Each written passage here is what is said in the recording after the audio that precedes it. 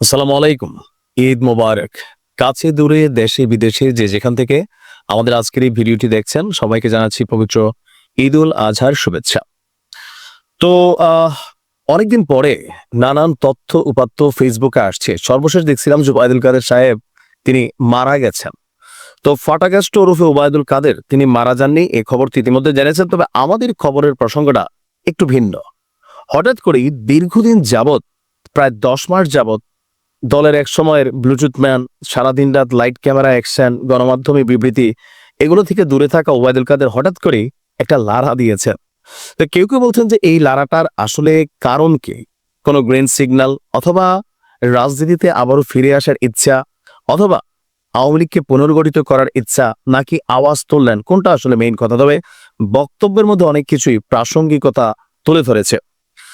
আওয়ামী লীগ সরকারের ভুল, মানে গেল 10 মাস যাবৎ সারা বাংলাদেশের মানুষের বা রাজনৈতিক দলগুলোর একটা প্রধান বক্তব্য যে আওয়ামী লীগ জুলাই আগস্টের ঘটনার জন্য তারা ভুল বা ক্ষমা চায়নি। এটা যে ভুল হয়েছে সেটা স্বীকার করে ক্ষমা চায়নি।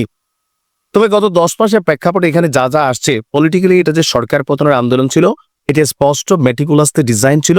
এই জায়গাটাকে ধরে রাখছে আওয়ামী লীগ। আওয়ামী লীগের বক্তব্য হচ্ছে যে ডক্টর মোহাম্মদ ইউনূস তিনি নিজে বলছেন যে এটা একটা মেটিকুলাস ডিজাইন প্ল্যান ছিল। আওয়ামী লীগ সরকারের পতনের পেছনের মাহফুজ হচ্ছে সেটার মাস্টার মাইন্ড। ইভেন জামাতও বলছে এটা কোনো কোটা টোটার আন্দোলন ছিল না। জামাতের এক নেতার বক্তব্য ভাইরাল যে এটা ছিলই। জামাত তারা দীর্ঘদিন যাবৎ পরিকল্পনা করে সরকারকে ফেলে দেওয়ার জন্য নানান পরিকল্পনা করেছে। সো মার্কেটে এখন নানান ধরনের অবস্থান, এনসিপির বিভিন্ন কর্মকাণ্ডেও সাধারণ মানুষের মধ্যে, ছাত্রদের মধ্যে চিন্তা ভাবনা আসছে এটাও একটা পরিকল্পিত কাহিনী ছিল। কিন্তু যত কিছুই বলা হোক, জুলাই আগস্টে যে মানুষগুলা মারা গেছে এইটার দায়ভার আওয়ামী লীগকে নিতেই হবে। কারণ তারা স্বাধীন দেশের জনগণের উপর এই ধরনের হত্যা বা যে কর্মকাণ্ড চালিয়েছে সেটার জন্য তাদেরকে বিচারের মুখোমুখি হতে হবে, এটা তো নিশ্চিত। অলরেডি ট্রাইব্যুনাল গঠন হয়েছে। যাই হোক, এর মাঝখানে এই যে আমি যে কথাগুলো বলছি এগুলো রাজনৈতিক এবং জনগণের অনেকেরই মনের ভাষা। আওয়ামী লীগ সরকারের ভুল প্রসঙ্গে ওবায়দুল কাদের বলছেন, আমরা যখন দেশে এসে রাজনৈতিক কর্মকাণ্ড চালানোর পরিবেশ পাবো দেশে এসে, তখন ক্ষমা চাওয়া, ভুল স্বীকার করা বা অনুশোচনার বিষয় আসবে। বিবিসিকে দেওয়া, আন্তর্জাতিক গণমাধ্যম বিবিসি বাংলাকে দেওয়া এক সাক্ষাৎকারে আপনার কলকাতায় অবস্থানরত ওবায়দুল কাদের তিনি দাবি করছেন জুলাই গণঅভ্যুত্থানের পর তিনি বাসা বদল করে আত্মগোপনে ছিলেন। শেষ পর্যন্ত গত বছর নভেম্বরে নিরাপদে তিনি দেশ ছেড়েছেন। ছাত্রদের সেই আন্দোলনে নিজেদের কিছু ভুল এবং পরিস্থিতি নিয়ে তাদের মধ্যেও আলোচনা রয়েছে বলে উল্লেখ করেন। একই সঙ্গে তার বক্তব্য, তাদের সরকারের পতনের আন্দোলনকে গণ অভ্যুত্থান বলে সঠিক হবে না। এতে উত্থান হয়েছে সাম্প্রদায়িক শক্তির। পতনের আভাস কি পেয়েছিলেন, সাংবাদিকের প্রশ্ন ছিল। তার বক্তব্য যে তিনি সেদিন ঢাকামুখী মিছিলের খবর পান, সংসদ ভবন এলাকাতেই অন্য একটি বাড়িতে গিয়ে আশ্রয় নেন। রাজপথের পরিস্থিতি দেখে বাসভবন থেকে সরে পড়ার বিষয়টা যে অনুধাবন করতে হলো সেটা কাদের প্রকাশ করেছে। এক পর্যায়ে জানতে পারেন যে সেনাপ্রধান জেনারেল ওয়াকারুজ্জামান বেতার এবং টেলিভিশনে ভাষণ দেবেন, সেই খবর পেয়ে বাইরে যাওয়ার সুযোগ ছিল না। তো এখানে বিভিন্ন বর্ণনার এক পর্যায়ে তার বক্তব্য যে এই যে এখন তাদেরকে ক্ষমা চাওয়ার বিষয়টা যেটা, বা জনগণের যে দাবি, এই মুহূর্তে আওয়ামী লীগ কি ক্ষমা চাইবে কিনা, তার স্পষ্ট বক্তব্য যে আওয়ামী লীগ মনে করছে যে এখন তারা দেশে নাই, বিদেশ থেকে তারা রাজনীতি ওইভাবে করছেও না। যখন দেশে আসবে, রাজনীতি করার সুযোগ পাবে বা রাজনীতি করবে, তখন জনগণের সামনে এই জুলাই আগস্টে কি ভুল হয়েছিল বা অন্যায় হয়েছিল বা ক্ষমা চাইবে কি চাইবে না, ওইটা তখনকার প্রেক্ষাপট। তার মানে এখন ক্ষমা চাইবে না, বিচার যাই হোক, এটা তো স্পষ্ট। তো এতদিন পরে হঠাৎ করে আন্তর্জাতিক গণমাধ্যমকে সাক্ষাৎকার দেওয়া নিয়ে কেউ কেউ বলছেন যে কোথাও কোনো গ্রিন সিগন্যাল আসলো কিনা, অথবা আওয়ামী লীগ নতুন কোনো পরিকল্পনা করছে কিনা। অবশ্যই করছে। প্রকাশ্যে যখন রাজনীতি বন্ধ হয়, সংগঠন হিসেবে আপাতত নিষিদ্ধ নির্দিষ্ট সময় পর্যন্ত, সো গোপনে তারা তাদের রাজনৈতিক কর্মকাণ্ড চালাবে। তবে সরকার এই ব্যাপারে খুবই সচেতন যে দেশের জন্য যে কোনো অরাজক পরিস্থিতি তৈরি না হয়, এটা ব্যাপারে সরকার খুবই কনসার্ন করছে। দেখা যাক ওবায়দুল কাদেরের বক্তব্যে রাজনৈতিক দলগুলোর আবার পাল্টা প্রতিক্রিয়া কি হয়। ভালো থাকুন। আসসালামু আলাইকুম। ঈদ মোবারক, পাশাপাশি নির্বাচন মোবারক। দেশে বিদেশে যে যেখান থেকে আমাদের আজকে এই ভিডিওটি দেখছেন, আশা করি সবাই ভালো আছেন এবং পরিবারের সাথে অথবা প্রবাসে ঈদ উল আজহা পালন করেছেন। আল্লাহ সবাইকে সুখ, শান্তি, সমৃদ্ধি দান করুক। তো যাই হোক, আজকের দিনে আমার মনে হয় যে ঈদের দিন আরো একটা ভালো সুখবর দিয়েছে আমাদের প্রধান উপদেষ্টা ডক্টর মোহাম্মদ ইউনূস। এই মুহূর্তে বাংলাদেশের রাজনীতিতে যে উত্তাল ঝড়, যে মতানৈক্য, যে বিষয়গুলো নিয়ে সেগুলো সম্পর্কে একটা ক্লিয়ারেন্স তুলে দিয়েছে। বিশেষ করে নির্বাচন, ইতিমধ্যে জেনে গেছেন এপ্রিলের প্রথমার্ধে নির্বাচনের ইস্যুটা সামনে চলে আসছে। আর আরেকটা বিষয় ছিল সেটা হচ্ছে করিডোর। করিডোরের যে আলোচনাটা সারা বাংলাদেশে ছড়িয়ে পড়েছে, সেটা কিন্তু আমাদের সরকারের ভেতর থেকেই একজন উপদেষ্টা তিনি প্রথম আলোচনা করেছিলেন।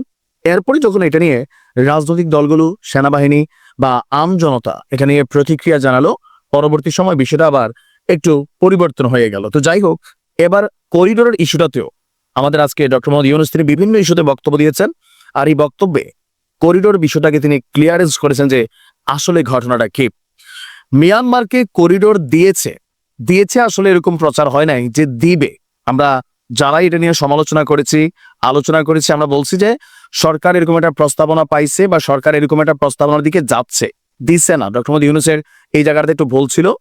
তো দিয়েছে বলে যে অপপ্রচার চালানো হয়েছে তা মিথ্যা। অবশ্যই এখানে দিয়ে দিছে এই কথা বলা হয় নাই, হয়তো টুকিটাকি কেউ বলেছেন।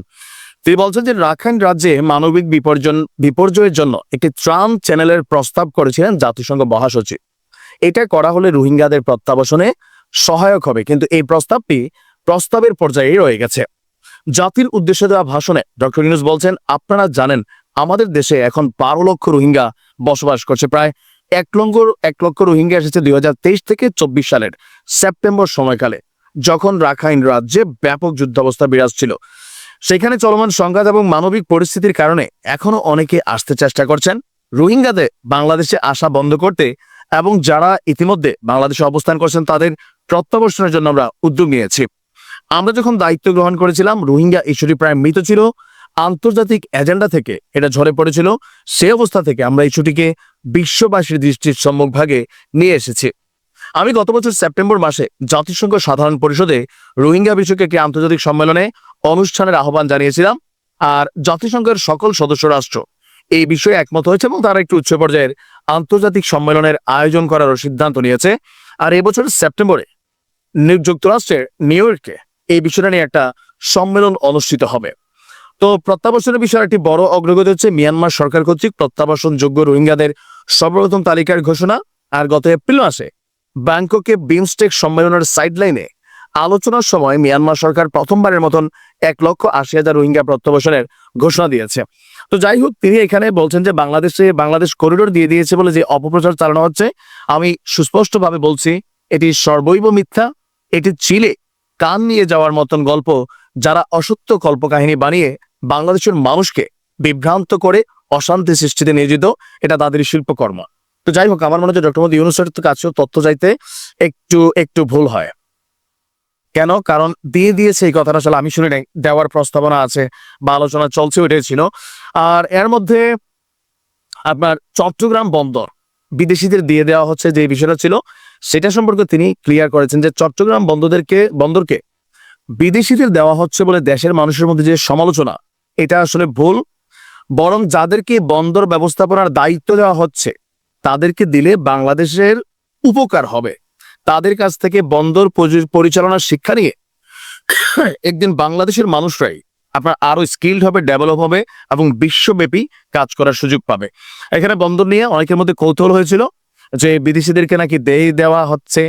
আমি আগেও জানিয়েছি চট্টগ্রাম বন্দর অর্থনীতির হৃৎপিণ্ড অতি দুর্বল। এখন স্বাভাবিক, বাংলাদেশের অনেক ধরনের সমস্যা আছে। তো তিনি বলছেন যে ইউরোপ, কানাডা, অস্ট্রেলিয়া বিভিন্ন জায়গায়, যাই হোক লম্বা চূড়া বক্তব্য। তবে আমার কাছে মনে হচ্ছে যে চট্টগ্রাম বন্দর দেওয়া হচ্ছে না, আলোচনা আছে। তবে তিনি ভাবছেন যে বিদেশিদেরকে দিলে এটার ব্যবস্থাপনাতে এখানে অনেক স্কিলড হবে। বাট বাংলাদেশ মনে করছে যে এটা দেওয়া যাবে না, এখানে সার্বভৌমত্বের হিসাব আছে, রাজনৈতিক দলগুলো বা আমাদের